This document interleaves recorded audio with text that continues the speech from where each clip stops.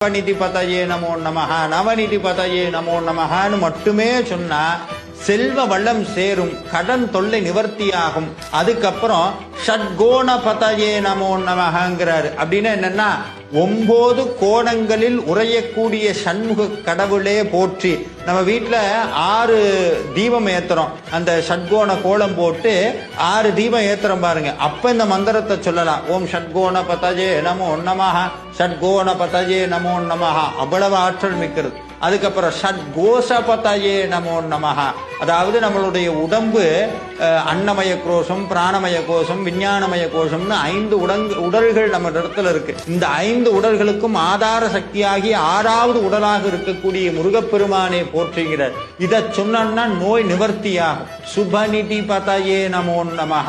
இந்த மந்திரம் ஒவ்வொன்றும் வீட்டுல சுப நிகழ்ச்சிகள் நடத்துவதற்கு காரணமாக அமைகிறது. இது